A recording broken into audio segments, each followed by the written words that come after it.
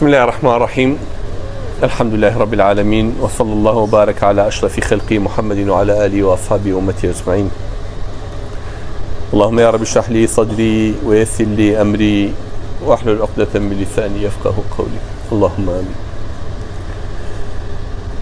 راجعنا كان والسلام عليكم ورحمة الله وبركاته. وعليكم السلام ورحمة الله. دا كارم لذاتي الله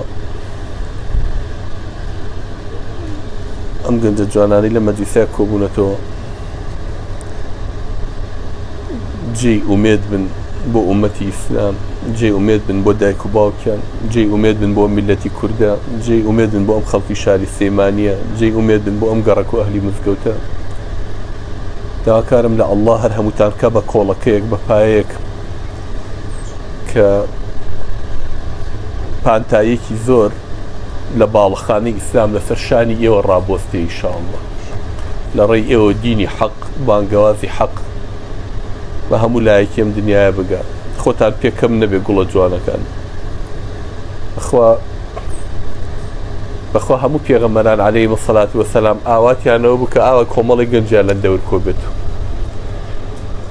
هەرچی بانگەوازی پێغەمبەرەکان هەبوو ئاوا لە کۆمەڵی گەنج و کۆمەڵی تازە پێگەیشتووە دنیای پڕ کردو. بەداخەوە ترەڵین ئەم تەبعی میسانەوەیە تاکو پیر بێت و لە شتێکە قاڵە بێت و دوای زۆر فەحمە دەگەڕێتەوە.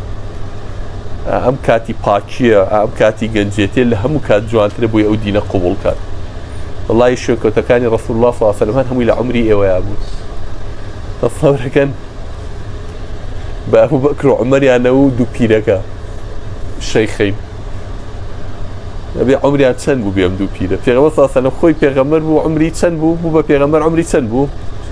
40 ساڵ. ئەبوو بەکر 2 ساڵ لە پێغەمبەر صلی الله علیه و سلم تەمەنی کەمتر بوو، یعنی 38 بوو. ئەوە پیرەکەیان بوو، لەوە پیرتری تیان نەبوو. پیرەکە ئەبوو بەکر و عومەریش 33 ساڵ بوو. بەم دوانیانەوە دوو پیرەکە بزانەوانی کە بێت چەند گەنج بوو. لە عەلیەکی 8 ساڵەوە سعدی کوڕی ئەبی وەقاص 15 ساڵ، عەبدوڵای کوڕی مەسعود شوانێکی 15 ساڵ، زەید کوڕێکی لە 12 ساڵ، ئەبوو عوبەیدەی کوڕی جەڕاح 17 ساڵ،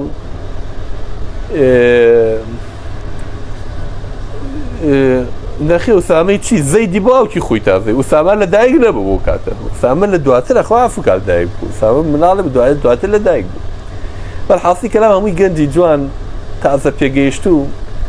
کافرەکان بەلاشتیان ئەم مناڵ و هەرزانەتان لە دەورە هەمان قسە بە نوح وتراوە عەلەیهی سەلام، ئەو پێغەمبەرە نازدارە پێشتر. یعنی ئەگەر دەوێت ئێمە دانیشین لە مەجلیس ئەم پیا و ماقوڵ و پیاوی پیاوانە و عاقڵ و خانەدان و مەلا دانیشی ئەو مناڵ و هەرزانە دەرکە، ئەم فەقیر و فوقەرا و هینانە دەرکە بە ڕوومان بێنە مەجلیس. ئەمە لەگەڵمانەیە لەگەڵ کیا دانیشی؟ ئەمە بە چاوی سووک سەیرانەکە. ئەوانەی کە ئاوا خوان بە گەورە ئەزانی و لوودبەرز بوو لەسەر زەخوا هەمیانی شکان ڕیسوای کردن. شوێنکەوتوی پێغەمبەران هەر هەمویان بە عیزەتەوە خوای گەورە سەربەرزی دنیای کرد و لە قیامەتیشە هەر ئەوانەی بنە و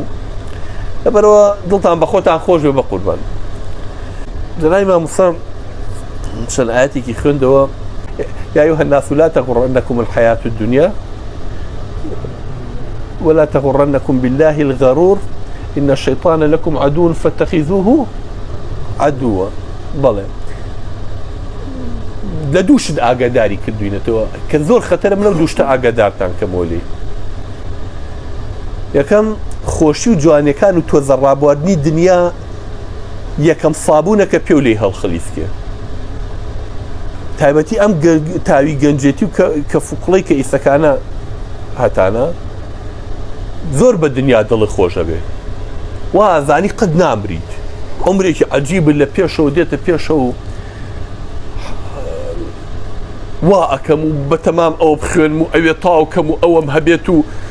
لە هەموو شتێکا بەرنامەتێ کۆمەڵی بەرنامەتێ جارێ بۆ لە شولاری خۆت هەموو خۆتان بەتەما خۆتانکەن بە تەڕەزان و سۆبرمان. عەزەڵاتم والەیەکەم بەچم تەمرینەکەم بە قوت بنەوە بۆی گیانێ. اینجا بەتەمام شەهادە بێنم ئەوە تاوکەم و ئەوە بخوێنم و ئەوە بکەم. اینجا بەتەمای گەرشتنی هێنا ئەو نەوعە بێنیت و بۆ دڵی خۆ ئاوە بێت و ئەوە بێت. بەتەمای کار و کاسبی حەزت لەوەی و ئەوە دامەزەنین. بەتەمای بۆ نازانم هەموو شتێک کۆمەڵی بەرنامەتەیە. خوا بەرەکەت خاتە عومرتانەوە. بەڵام گەورەترین هەڵخەڵەتێنەر ئەم دنیاە لەو کەسە داماوتر نییە کە بەم دنیاە هەڵەخەڵەتی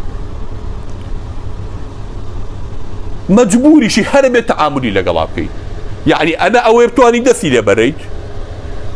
نە ئەوەشە یەک تۆ خۆتی بۆ شنکردی سەرتیا دەچەدێت دوژمنەکەی دووهەمینیشیان شەیتانە دوژمنی دووەم چییە؟ شەیتانەکە خوای گەورە دوای دنیاکە ئاگاداری کردوینەتەوە ئەڵێ دنیا مەغروورتانەکە و شەیتان هەڵتان نەخەڵەتێنێ ئەم شەیتانەش دایمی خوای وا لە پەناگوێتە چرپە و بۆ کات خۆ شەیتان ناتوانێت بە زۆر قەت پەلی کەستانی نەگرتۆ بە زۆر بیبا ئیشێکی خراپی پێ بکە شەیتان بەس چرپەی پێکرێت بەس چرپە ورتە ورد لە مێشتوێ پەناگوێتاکە بە قسە و کردیاچوی بە قسەنەکە گرێ و بردوێتەوە بە قوربان سیرکردن گوڵە جوانەکانم ئەم دنیاە ضرورە بیگرن بە دەستانەوە بێ بەس نەچێتە دڵتانەوە ضرورە دنیا بە دەستانەوە بێ نەچێتە دڵتانەوە یعنی چی؟ یعنی دنیا و خۆش نەوێ تەمەن و عمری خۆش نەوێ جوان لەوە تێبگە گوڵە جوانەکانم دنیا ئەوەی کە خوای گەورە بۆی وەسف کردوین پێغەمبەر صلی الله علیه و سلم بۆی وەسف کردوین ئەڵێ نمونەی من و ئەم دنیاە نمونەی کەسێکە کاروانچیەکە ڕێبوارێکە بەڕێیەکە ڕۆ بۆ شوێنێکی مەبەست بۆ جێگەیە لە ڕێگا هیلاک بووە دارێکە بینێت سێبەری کێ تۆ زێلەبنی دارەکە پاڵات و ئیسراحەتێکە تا بێتاقەتەکەی دەرەچی ئەڕوا بۆ شوێنەکەی خۆی مەبەستەکەی خۆی بۆ شوێنێکی ئاچم معقول نیە لە بنێو دارەیە من لا ماوەی ئیسراحەتێ خێرا بچم قەسرێ دروستکەم و خانوو دروستکەم و کۆشک و تەلار دروستکەم و بەتەمان نەبم بە جێڵم کاکە من لامدا ئیسراحەتێ بکەم من هەدەفێکم هەیە چم بۆ جێگەیەکی ترە بێ لە دنیا ئاوە تێ بگەن ئەم دنیا ماڵی تێپەڕبوونە گوڵە جوانەکانن ئەو کەسەش گرەوی تیا بردوێتەوە کە توێشوێکی باش لەگەڵ خۆیان هەڵگرێ بۆ ئەو شوێنی کە بۆیە چێ توێشوو هەڵگرێ بۆ ئەوێ توێشوە زانیانی چی؟ ئەی تۆ بێ نانێ پێبێ ئاو پێبێ خواردنی پێبێ پێداویستیە کەرەستەیەکی پێبێ تۆ چی بۆ مەلەکردن جلی مەلا بیت ئەچی بۆ ڕاضە جلی ڕاضە بیت کرێکارێکی بۆ ئیشکردن پاچ و خاکە نازە بیت بۆ هەج ئیشێکیە بێ ئەسبابەکە بەری لەگەڵ خۆت تۆ چی بۆ قیامەتێ کە بەس ڕۆژی قیامەتەکە 50,000 ساڵی دنیاە ئادێ وەرزام چییە بی لەگەڵ خۆتە بەتەمای چی بەری بۆێرە هەرچی ئەو قسە گەنجانانی کە ئەیکەی لەسەر جادە هەرچی ئەو فعلە قۆڕانی کە کردوتە هەرچی ئەو گوناحانەی بە چاو کردوتە بە زمانێ کردوتە بە گوێ کردوتە بە دەست کردوتە هەر هەمووی لێ دەبێت بەمار بگیانتەوە ئاڵێ ئەڵێ قڕ بەسەرمەمە چیم لەگەڵ خۆمایەناوە کاوخەنە قەبرەکەەوە نەدایکەیە لەگەڵ تا قەبرەوە نە باوکرد نە براد نە کەست دێ ئەو هەموو خەڵکا بوو بەجێ دێڵێ بەس ئەو تۆزە عەمەلەی کە کردوتە لە چاک و خراپ ئەوش ڕۆژانەی کە لە مزگەوت تا بوویت کە نوێژەکانت بە جەماعەت کرد ئەو ڕۆژانەی کە لە خزمەت مامۆساکە تا قورئانی فێرکردی دەرزێ خوێن کە حەدیثی پێغەمبەری صلی الله علیه و سلم گوێ لێگر کە ذیکری خوا تیاگەر هەمووی بۆ دەبێ بە ڕووناکی لەگەڵ تایەتە ناو قەبرەکەەوە هەرچی فعلی قۆڕیش کردووە بێ بەمار و لەگیانتەوە ئاڵێ بۆ ناو قەبرەکەت و بۆ قیامەتەکە لەبەرەوە بێ ئاگاداری خۆ بیگەنجە جوانەکە دنیا فریوتان نەیە بە تۆ زێر ڕابواردن و ئەها ئەمڕۆ وەزعێکی وا هاتوۆتە پێشەوە حاشاکی مەجلیسەکە خوێڕێتی و سەرسەرێتی بە هەموو کەس دەکرێت ئازایەتی نییە بێناموسێتی بە هەموو کەس دەکرێت فعلی خراپ بە هەموو کەس دەکرێت کوڕ ئەو کوڕەیە ئازا ئەوەیە کە خۆی بگرێ و خراپە نەکا کامەیە فعلی قۆڕکە بە 20,000 دینار چ فعلێکی قۆڕ بێنە و سەرجادانە هەیە ئەوە ئازا نییە کە ئەچێ واکات ئازاوەی کە خۆی گرێ و نایڵە بکەوێتە گوناحەوە نایڵە بکەوێتە تاوانەوە چاوی لە حرامە گێڕێتەوە دەمی لە حرامە گێڕێتەوە زمانی لە حرامە گێڕێتەوە ئەبێ بە نمونەیەک خەڵک چاوی لێ بکات گوڵە جوانەکەم ببە بە شاگردێکی ئەو قورئانە واللهی سەحابەکانی پێغەمبەر صلی الله علیه و سلم هیچ کامیان عالمی گەورە نەبوون خوێنەواری گەورە نەبوون کە خەڵکیان ڕاکێشاو هەموو دنیان هێناوەتە ژێر چەتری ئیسلامەوە ئێوە بیرتانەوە نەکرێت و ژیانی سەحابانتان نەخوێنێتەوە پێغەمبەر صلی الله علیه و سلم خۆی نەخوێنەوار ئەوانەی لە چواردەوری هیچی نازانن قەڵەم خەنە سەر کاغەز پێغەمبەر صلی الله علیه و سلم فەرمێ نحن ئومەة ئومیە ئێمە ئومەتێکی نەخوێنەوارین حتى حساب نازانین ئەفەرمێ بە مانگەڵین ئەوانە ئەوەندە مانگ دا 20 ڕۆژە تێگەی یعنی ئەڵێ ئاوە حسابەکەین باشە ئەم هەموو عالەمە ئەم هەموو خوێنەوارانە ئەم هەموو دەوڵەتانەی فارس و ڕۆم و حەبەشە و هی ئەو سەردەمان و دوای چۆن قەناعەتیان کرد واللهی گوڵە جوانەکان بە قسە و دەمە و مناقەشە و بەنووسین و بەمانە نەبوو هەمووی بە ئەخلاقی جوانی پێغەمبەر صلی الله و ڕەفتارەکانی بوو. ئێوە پێشەوەی بتانوێت خەڵک بۆ ئیسلام ڕاکێشن بەدەم بە ڕەفتار و بەکردەوەکانت خەڵک ڕاکێشە. بەو خوایە کە چوویتە ماڵەوە لە ئەوڵە دایک و باوکە ڕۆحێکی ئەم کوڕم بۆ وای ساوەستی کرد سەری کرد سەر مزگەوتوانە ڕۆحیان بردووە تۆ بڵێ ئەمە خەریکی شتێکی خراپ نەبێت تۆ بڵێ هەڵی نەفریوێنن تۆ بڵێ نازانم چی بێ دەرزی قورئانە خوێنێکی بۆ مزگەوت ئەگەم چی بۆ شتێکی گە زۆر خەفەت داخوا کەچی لەوەیان نەترسێ. بەڵام چەند جارێک کە بینیت ئەم باوکەی کاترسا و پێی ناخۆش بوو سەیری کرد کوڕەکەی یەتۆم جارە بۆ ماڵەوەکو جاران نییە ئەڵێ سەلام و عەلەیکوم باوە گیان چۆنی دایک چۆنی دەستی باوکی ماجەکە دەستی دایکی ماجەکە باوکیان هیچی پێویست نییە باوکی ڕاتە دەرەوە نعلەکەی بۆ دانێ پێڵاوەکەی بۆ دانێ دایکی تینوێتی ڕاکە پەرداخە ئاوی بۆێنێ ئەمە کوڕەکەی منە ئەمە کوڕەکە بوو کە پاڵی ئاو دایە ئاو بێنە ئێستا ڕاکە ئەو بۆ منێنێ ئەڵە دایک یافەر و بخۆرەوە باوکیان لە خزمەتە کابرا سیرەکە کە ئەم ئەخلاقە جوانەی تۆی لە تۆ بینی ئەڵێ ئەی ڕەحمەت لەو مامۆستای کە تۆ فێریە بیکردی ئەی ڕەحمەت لەو مەلایکە لەو مزگەوتەیە لەو مزگەوتەشی کە تۆ نوێژی تیاکەی. ئەخلاقی جوان و ڕەفتاری جوان خەڵکەکە و بۆ کەسبەکە ئەبی بە شاگرد دێ لەو دوکانە باوکتدا دەنێ کابراوە خاتە ژەر تاقیکردنەوە دایمی خوای لاپچاوێکی لەسەرتە تازە هاتووی بۆ بووی بە شاگردی دوکانەکە زامی چم لێ نازێ زام درۆم لەگەڵا ناکات چەند جار تاقی دەکاتەوە کە تۆ زانی لە هەموو فلتەرەکانە دەرچووی ڕازگۆیت لە ملێ بەند درۆ ناکەیت هەرچی بێ بە ڕاست ڕوانێ لە ئەگە سەری خۆتت تیادا نابێ کابراڵی بە قوربان و بە ساقی شتی وام لەکوێ دەسەکرد بەس ڕەفتاری جوان و ئەخلاقی جوانتان ئەو خەڵکە بانگەکا بۆ ئیسلامەتی بە زمانی لووس و بە قسەی لووس و دانیشی بۆڵگەی نازانم ئەڕستۆی فلاوتۆن بۆ خەڵک بێنی تۆ خەڵک بۆ ئیمان نایەنێ خەڵک ئەڵێ قسە هەزارە دوانی بەکارە ئەم هەموو مامۆستا ئاینێ وتاری جومعایە ئەم هەموو خەڵکە وتارەیە یا ناچێتە گۆیا کە چوێرە لێوێتە دەرەوە بۆ چونکە ڕەفتارمان نییە چونکە کردەوەمان نییە چونکە خۆمان بە عەمەلی جێبەجێ ناکەین هەرچێکمانە تێتە سەر مینبەر ئەولیای خوایە کە دابەزێتە خوار و شەیتانێکە بۆ خۆی ئەخ نابێ ئەوە گوڵە جوانەکانم فێریەوە بە هەموو دەقەی خوا و لەبیر بێ شەرم لە مولەو مەکە شەرم لە ئەڵڵا بکە زانە ئەڵڵا چاوی لێتەوەیە بۆچی پێغەمبەری خوا صلی الله علیه و سەلەم پێمانە فەرمێ لا يزني الزاني حين يزني وهو مؤمن ولا يسرق السارق حين يسرق وهو مؤمن هذا الزناكر لكاتي زناكا إيماني نية أو كسي زناكا لكاتي زنا إيماني نية بو تو ئەگەم زانی باوکت کە شەرمیلەکەی مامت مامۆستای مەکتەبەکەت مەلای مزگەوتەکەت ڕیش سپێکی تایەفەکەت زانی چاوی لێتە ڕوودێ زیناکەیت پێ دەکرێ زانی خەڵکێکەوە چاوی لێتە پێ دەکرێ نا ئەی بۆچی کایکەی تۆڵی باڕ بەخوا دیارە لەو کاتەیە هەز بەبوونی خوا ناکەی بۆیە لەو لەحەزەتەیە و چۆن جلەکانی بەرەداکەن و ئیمانەکەشت ناکەنەوە ئەی ناگە تۆ بزانی ئەڵڵا چاوی لێتە شتی وا ناکەی ئەی دزیکردن بە هەموو عالم چاوی لێ نەبێت لە ملێ بە دینارێک لەویا کەوتو هەڵێگرمەوەی خەمۆ شوێنی خۆی خوا چاوی لێیە ئەگەر دزی و کرد کەواتە تۆ ئیمانی بە ئەڵڵا نییەکەوە ڕەقیبە بەسەرتەوە ئاگای لێتە کردەوەی جوان و ڕەفتاری جوان خەڵک ڕاکێشێ بۆ ئیسلامەتی ئەگەرەتانەوەی خزمەتی ئەم دینە بکەن ببن بەمان خواز بۆ ئەم ئیسلامە ئەمتانێ ببن بە مامۆسای سبەینێ خەڵک چاوتان لێ بکە زۆر فێری فەنەکانی قسەکردن و زمان مەبە ئەوە باشە قسە بۆ خەڵەکەی بەڵام پێشەوە بێ ڕەفتارەکە و چاکەیت ئەبێ ئەخلاقت چاکەیت بۆی خەڵک خۆشی بێیت دەخات و عایشەیان پرسی وتیان دایکی مسلمانان ئەخلاقی پێغەمبەر صلی الله علیه و سەلەم چی بوو چۆن وەصفی ئەخلاقی ڕەسوڵ اللهمان بۆکەی صلی الله علیه و سەلەم فەرمووی کانە خولقه القورئان ئەخلاقی پێغەمبەر صلی الله علیه و سەلەم بەس قورئان تا خوێنەوە تۆ چی ئەڵێ پێغەمبەر کردوێتی صلی الله علیه و سەلەم خواهی گەورەی لە قورئانە پێمانە فەرمێ لم تقولون ما لا تفعلون كبر مقتا عند الله أن تقولوا ما لا تفعلون بۆکە قسەیەک نەسیحەتێکی خەڵکەکەی خۆت جێبەجێ ناکەی نازانێەوە چەند گوناحێکی گەورەیە نازانی لای خوا چەند گەورەیە سەیری ژیانی پێغەمبەر کە فاسەر ئەم سەر بۆ ئەو سەر بخوێنەوە زانن ڕۆژێ لە ڕۆژان پێغەمبەری نازدارمان سەڵات و سەلامی خوای لەسەر بێ زانن نەسیحەتی کەسی کردووە ئەمریکی کردووە بڵێ ئەوە جێبەجێ بکەن ئەگەر لە پێشا خۆی نەیکردبێ پێش هەموو کەسێ خۆی کردوێت اینجا بە خەڵگەڵێ زانن رسول الله صلى الله عليه وسلم قد خوي وتوتي إيشا ما كانوا خوي كرد بيتي نبوشتيوا يكش نبوب دوزنو بيغمبر صلى الله عليه وسلم بخلق بلا ما كان خوي بشي بيكا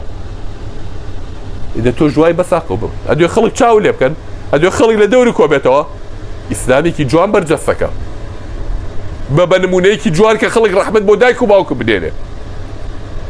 لم سردمي قمراي والضلالة وسلي الشيوعية كاكم إسلام أنك قرزنين تواني جيبا جيكيت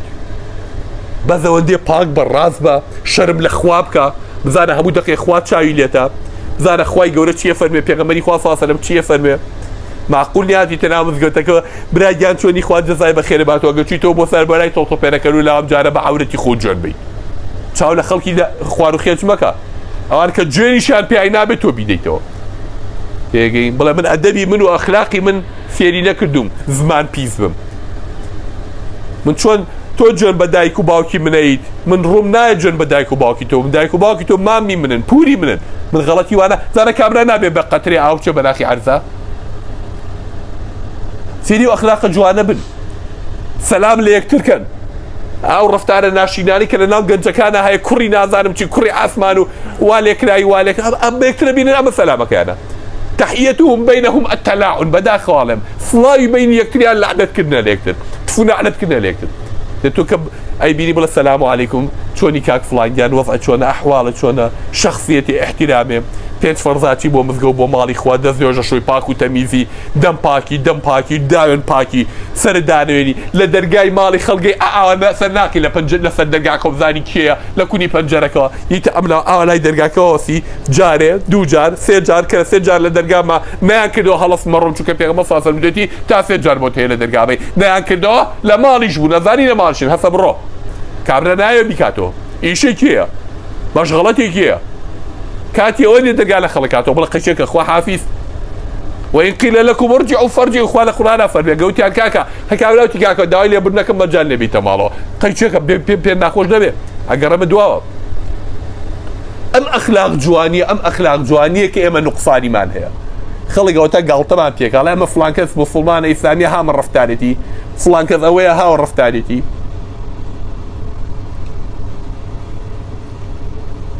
أبي مفلق الكابرايكي بيدينا فرق مان هبي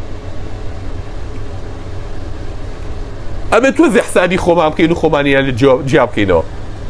فبشر عبادي الذين يستمعون القول فيتبعون أحسن أخوة فرمي الله مجنب أبو عبدانم كيقول لخسي باش أقرن كامي باشا چون جيب جيكن وبخسيكن نكهر وكو إهليك بملاي جوانا برواد لم رجعنا يجوم لزعنا أقل نصيحتي كومالة جنجية كده ما حظكم بالجناب تامبلا منيش ليلة أيو جبعت هرچی بکەین هەرچی خۆمان هیلاکەین هەرچی بکۆشین هەرچی لە توانامانەیە بیکەینەوە بەوانەی پێش خۆمان ناگەینەوە بەچیەکەیتەوە بە جیلی سەحابەکان و بە پیاو چاگەکان و کوری کاکی برا وازە سەحابەکانیش بێنەوە کە کەس پێیان ناگاتەوە هیچ بەڵام هەر خەڵکەکانی پێش خۆمان کوراکی برێت وەڵڵاهی نازانم خوێنمەوە کابراڵێ بە 3 ڕۆژ جارێ قورئانی ختم کردو و شەو تا بەیانی شەو نوێژی کردو ڕۆژ نا ڕۆژێ بە ڕۆژوو بوو ساڵێ لە جیاد بوو ساڵێ لە حەج بوو چی کردو ماڵی ئاوا کردو بەخێر ئێ باش ئەخی بەچی بەمانە بگەین منافەسەیەوانەمان چۆن پێکرێن ئەمە مامۆستایە بۆ تەلەڤەکانی باز دەکرد لەم ڕۆژانەیە لە هاتە بەرچاوم لێ فلیمێکا بوو یوتیوبێکە ئەی چی بکەین باش ذیکرەکەی وەڵی لە تۆ ذیکریان زیاتر کردووە حەجی عیبادەتیەکەی ئەوان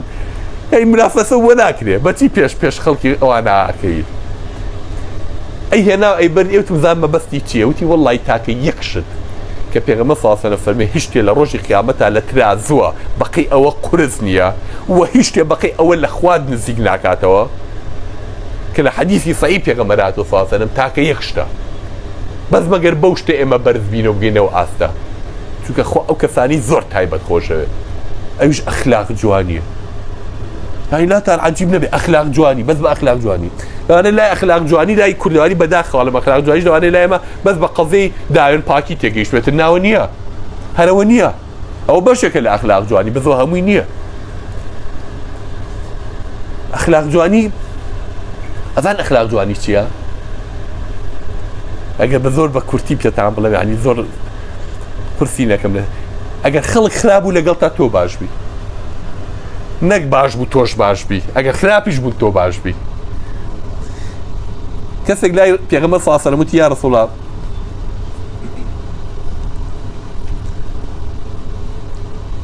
من خزمانێکم هەیە سەردانیانەکەم سەردانم ناکەن سەلامیان لێکەم سەلام لێ ناکەن من چاکم لەگەڵان ئەوان خراپن لەگەڵمە بەڵام من هەر پێم لێ نەبڕین هەر بەردەوام پێغەمبەر صلی الله علیه و سلم ئەگەر ڕاستکە ئەو شتە ئاوا بێت لای خوا ناوبانگێکی گەورەت هەیە پلەپایەکی ئەجگار گەورە هەیە پێغەمبەر صلی الله علیه و سلم فەرمووی لەیسە الواصل بالمکافئ گەیاندنی سیلەی ڕەحم بەوە نییە ئەگەر ئەو هاو منیش دەچمەوە ئەو سەردانی کرد و منیش سەردانی کە بۆ سیلەی ڕەحم نییە کار ئەی چی یارسەوەتی گیانی سیلەی ڕەحمەوە ئەگەر ئەو نەهاتوو تۆ هەر بچیتەوە مادەم موسڵمانە مادەم برا خوشکی موسڵمانتە پێ لەوە دامە بڕە ئەخلاق جوانی ئەوەیە ئەگەر گوێیان پێدایت تۆ ڕەحمەتی بۆ بنێرە تۆ چاکەی لەگەڵا بکە ئەمە لەگەڵ کیاڵم لەگەڵ برای موسڵمانتە لەگەڵ خوشکی موسڵمانتە لەگەڵ کافرێکان ناڵم کە سوکاتی بەدینە دەکات ئەوە برایەکە پێکۆ لەو مزگەوتە نوێژەکە ڕۆژێ غەڵەتێکی بەرامبەر کردی دەبات تۆ تەحملکەی قەی چێکە خوای گەورە چۆن وەفی ئیماندارانمان بۆکە لە قورئانە فەرمووی چی ئەذلة على المؤمنين أعزة على الكافرين صفەتی ئیماندارەوەی لە ئاستی برا موسڵمانەکەی زەلیلە زەلی ئا ڕوومەتی خۆی بۆ ڕاخستووە غەڵەتیشی بەرامبەرکە پێ بنێ بەسەر ڕوومەتیە ئەڵێ برامە ئەی لەگەڵ کافرە شێرە منافقەکان بەعەکسەوەن لەگەڵ کافرە هەر هەموو زەلیل و ملکەت ئاوا لە خزمەتی کافر و ملوورەکانە ئاوەسان و بۆ موسڵمان هەموو خۆیان بڵێ بخۆیان کردۆ بەدیێ و وا نەبی ئەخلاقی جوانی ئیسلامەتی و موسڵمانەتی ئەوەیە ئەگەر غەڵەتی بەرامبەر کرا تۆ چاکە بەرامبەر بە خەڵکەی ئێوە ناپرسن بەم ڕۆژگارە ئەم هەموو خەڵکە ئەم هەموو کوشتارە چێ لە میلەتە کرێ خەزور زاوا کوژێ زاوا خەزورە کوژێ ئەڵێن براکەی خۆی کوش باو کوڕەکەی کوش کوڕەکە باوکەکەی کوش دراوسی کوش دوو بناوقی ڕیان بوو ئەوە دەکەس یەکتریان کوش ئەوە بژن پەلاماری یەکیە ئەوە ئەمە چیەمە ئەمە هەمووی قەزێ بێ ئیمانێتیەکەی بە قوربان ئیسلام ئەمە من لە ناومانە زیینوە کاتەوە خۆشەویستیمان لە ناوە دروستەکە پێغەمبەری خوا صلی الله عليه وسلم فەرمێ لن تدخلوا الجنة حتى تؤمنوا چاوتان بە بەهەشت ناکەوێت تا ئیمان نەهێنن يعني ئیماندار نەبێ ناچێتە بەهەشت ئەی چێ ئیماندارە فەرمووی وەلن تؤمنوا حتى تحابوا کورەکە ئەمە زۆر خەتەرە گوێی لێ بگرن ئەڵێ ئیمانتان نییە تا یەکترتان خۆش نەوێ ناڵێ ڕێز هەر ڕێز بە زاهیری ئەڵێ بێ دڵە براکەتی خۆش بێ کورەکەکی برابرای موسڵمانتە هاتوچۆی مزگەوتەکە دراوسێکەتە باوکتە براتە ئامۆزاتە نابێ ڕقتان لێ بێ کورەکەکە نابێ خوێنی یەکتر بە حەڵال بزانن کورە نابێ لەسەر فول لایتێک و لەسەر هۆڕنێک و لەسەر ڕەماشێک و لەسەر نازام چی و عالەمە یەکتر قەتوعا بکە بۆیە پێغەمبەری خوا صلی الله علیه و سلم شتێکی فێر کردوین هەل ئەدلکم علی شەیئین ئیذا فعلتموه تحاببتم شتێکتان پێ بڵێم ئەگەر کردتان یەکترتان خۆش بوێ تیان چی یا رسول الله فەرمووی ئەفشوا السەلامە بەینەکم کاکە سەلام لە یەکتر کەن سەلام لە یەکتر کەن کە یەکتر بینن سەلام عەلەیکم چۆنی برابەڕێ کابرا ئەگەر سەلام نەکەی ئەوە مۆڕێکە تۆ مۆڕێکی کرد و بەلامە تێپەڕی وەڵام سەلامی نەکردەوە ئیشی شەیتانە ئەی ئەهلی ئیمان ئەڵێ سەلام ئەو ڕوشی کرد بۆ ئەڵێ سەلام عەلەیکم برابەڕێ دەکەم چۆنیش کرد باش وەڵاو دڵی سازی ئەڵێ وەڵاو لە من پیاوتر بوو ئەزان پێغەمبەر صلی الله علیه و سلم کە دوو برا گەیشتن بە یەک کامیان زووتر دەستی برچاک چۆنی لەگەڵ ئەویکەیان کە تەوقی کرد ئەویان لای خوا لە پێشترا ناڵێن نە نوێشکارەکەیان نە ڕۆژوگرەکەیان نە زۆرەوەی خێرەکان نە زۆر عیباد کامیان زوو دەستی بر بۆ لەگەڵ براکەیە تەوقی کرد ئەویان لای خوا لە پێشترا ئەم ئەخلاقە جوانانەمان تیانەماوە کوڕە جوانەکانم نامەوێت بم بلێرە باسی عیلمتان بۆ بکەم و ئەهەمیەتی عیلم و قورئان و ئەمانە چونکە ئەمانەتان زۆر بکرا بەس ڕەفتارەکانمان سەقەتن بووین بەلەکە بەسەر ئیسلامەوە ئیسلامیشمان ناشین و عینبار کرد کاکە بە مێزەری بەرز و بە عەبا و بە ڕیشی درێژ و بە قورئانی بەدەستە و تەسبیحێکی گەورە لە ملا و بەمانە نییە بە قوربان التقوى ها هنا پێغەمبەر صلی الله علیه و سلم فەرمێ لە خوا ترسین وا لێرە لە ناخی دڵایە کاکە إن الله لا ينظر إلى أجسامكم ولا ينظر إلى صوركم ولكن ينظر إلى قلوبكم خوانا سيري جسم لا شتانك أنا سيري شكل جلوب بوديكتانك سيري ناخي دل دكا زاني ناخي دل باكا باغنيا یەکێ لە سەحابەکان ئەگەڕێتەوە لە ڕۆژێکیان سەحابەیەک دەرکەوت پێغەمبەری خوا صلی الله علیه وسلم وتیەوە بەهەشتی لە دوورەوە دەکوتی ئەو کابرایە بەهەشتی جارێکی کاڵە هەروتیەوە پیاوێکی بەهەشتیە ئەڵێ لێم بوو بەگرێ ئەڵێ مراقەبەی کابرام کرد و زەن پیاکی فەقیری شتێکی وای نییە شتێکی وای نییە زۆر سەرنج ڕابکێش ئەڵێ لێم بوو بەینوتم ڕۆژێکی یاوتی لە دەرگای ماڵیانەمان وتم ئەرێ زەحمە نەبێ میوان قبوڵەکەی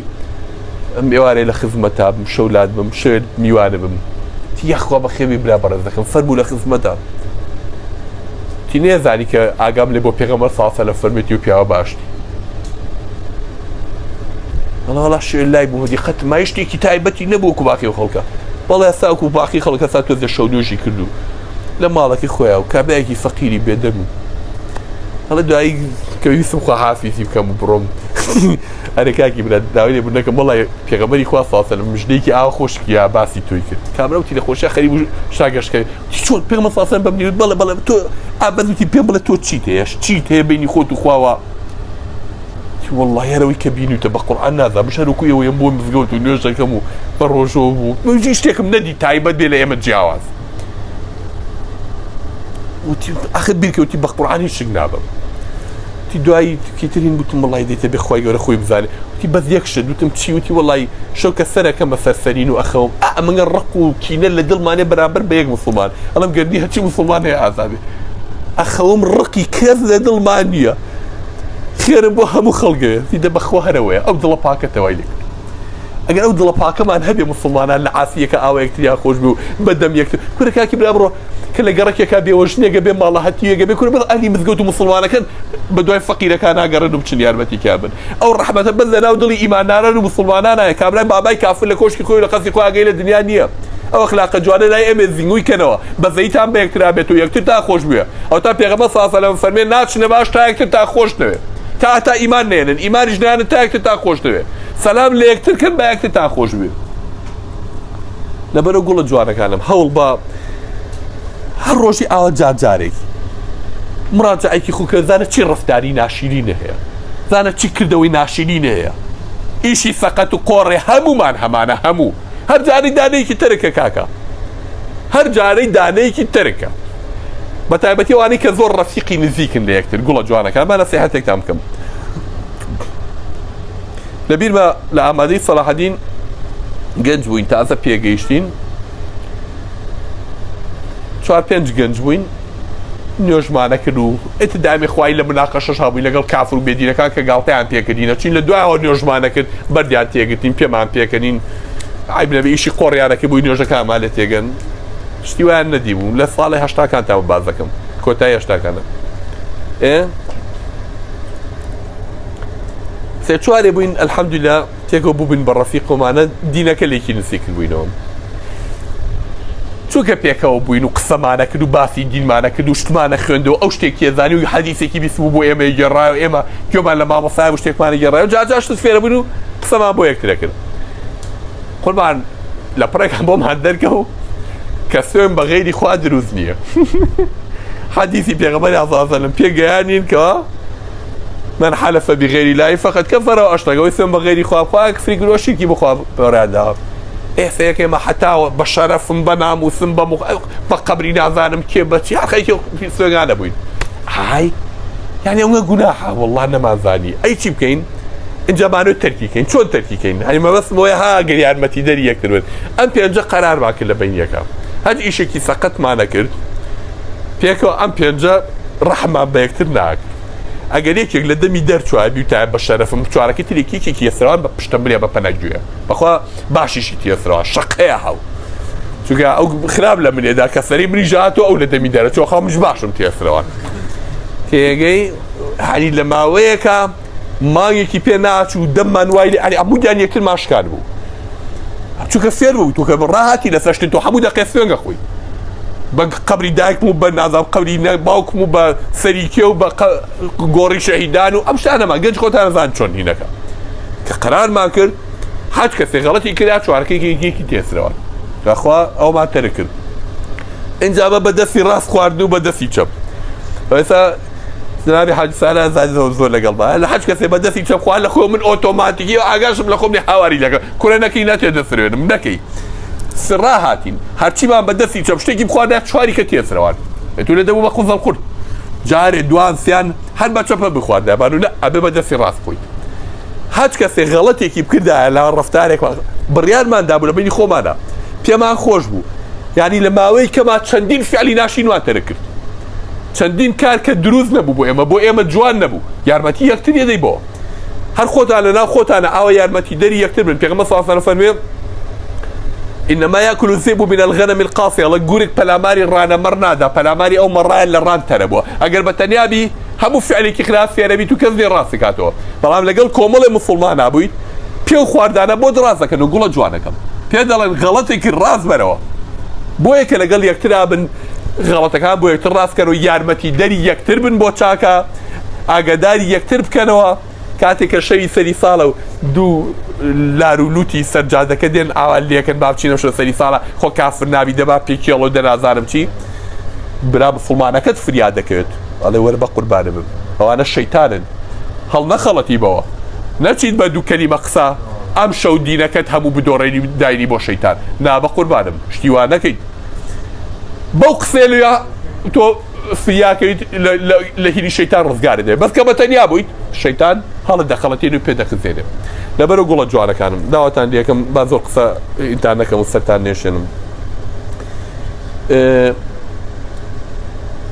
شتێ بکەن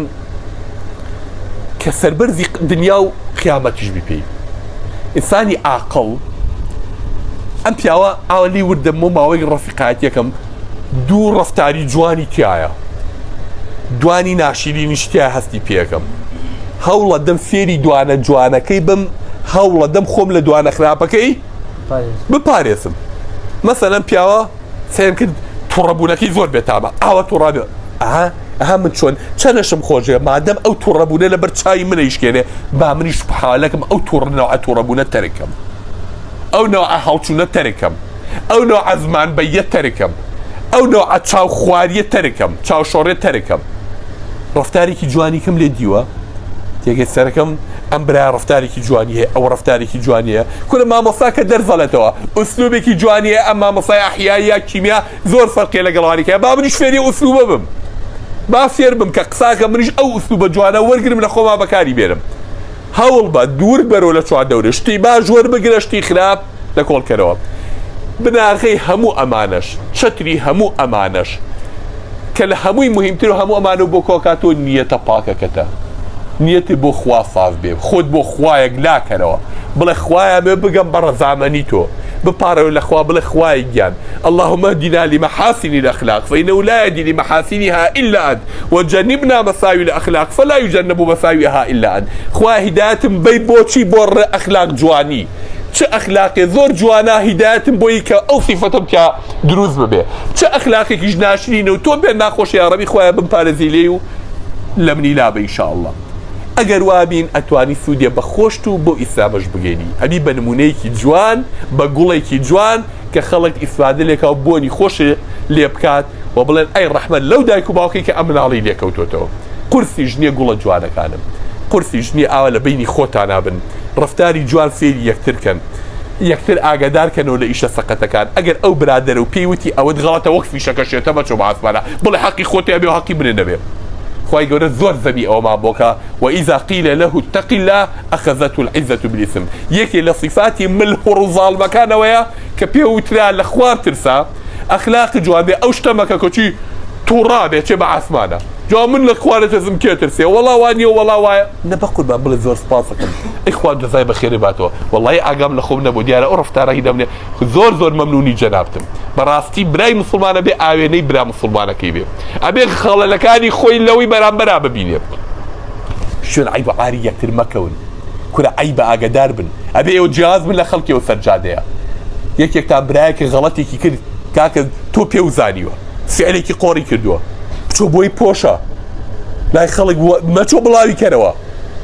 ئەوەی عیب و عاری بردای بڵاو کاتەوە خۆش عیب و عاری ئەو بڵاو کاتەوە سوێنێ خۆی حەیایە چێت لە ناو خەڵکە خوشکێکی ڕەفتارێکی ناشینێ لە ناو ماڵەکەی ڕەفتارێکی ناشینێ مەچۆ لە لای خەڵک تەپڵی بۆ لێدەی ئەوە ئەخلاقی موسڵمانەتی نییە. سەتری یەکتر کەن، عیبەی یەکتر داپۆشن، جوانیەکانی یەکتر لا یەکتر باسکەن، غیبەتی یەکتر مەکەن، ناو ناتۆرە لە یەکتر مەنێن. ئەمانە ڕەفتاری موسڵمانی گوڵە جوانەکان. ئەگەر واتان کرد خەڵکیش معجەبە بێ بە ڕەفتارەکانتان و شوێنتانەکە. ئەگەر جوانەکەن خوا پەنامان بڵێ ئەمە موسڵمانەکەن، ئەمە جاو فەرقیان چێ لەگەڵ جەماعەتی بلیارد و هین کێشەکان نایچی پێڵم شتی دابی خۆی دووکەڵ کێشێکیان بەدەمەوە. معقولە نابێت تۆ لەگەڵوانە فەرقێکە بێ، نابێت قسەکردن جیاواز بێ لەگەڵیانە، نابێت ڕەفتارە جیاواز بێ لەگەڵیانە. خوا هیدایەتی هەموو لایەکمان با ئینشەڵڵا گوڵە جوانەکانم. الله سەربەستان کە دەست بۆ قورئانەوە بگرن، داوی خوای با مامۆستاتان هەبی و بێ مامۆستا مەبن، لە دەرس و دەوردا مەبڕن، لەگەڵ دایک و باوکتانە بە ئیحتیرام بن، لەگەڵ دەر و دراوسەیە خزمەتی یەکتر کەن. کورە ئەو باڵی دراوسێ دەبینی ئیشێکیانێ دەبڕۆ دەستێکیان بەرێ لەگەڵیانە قەیچێکە ئەو پیرێژنێ ئەو بەری ماڵەکەتانەوە بینیە هەردوو عەلاگەشتی کڕیوە ڕاتەوە بۆ ماڵەوە، هەلو بەرهەتاوایە هەناسەی لێ بڕاوە دەڕاکە بڵێ دایکجان تخوا بێنە وەڵڵی بن بۆ هەڵەگرم هەتا ماڵەوە هەر ئەمەندا زارە چەنداڵە ئێ ڕەحمەتی خوا لەوێ ڕەحمە لەو شیرەی کە قسەیانە دەبتەوە. تێگەی دوو ڕەفتاری جوان بنوێنە، دوو ئەخلاقی جوان بنوێنە، بە هەشتیشی پێکڕی خواش لە خۆ ڕازیەکەی ڕەحمەتی خەڵکیش بەدەستێنی. وصلى الله وبارك على النبي الأمي محمد وعلى آله وصحبه أجمعين والسلام عليكم ورحمة الله وبركاته.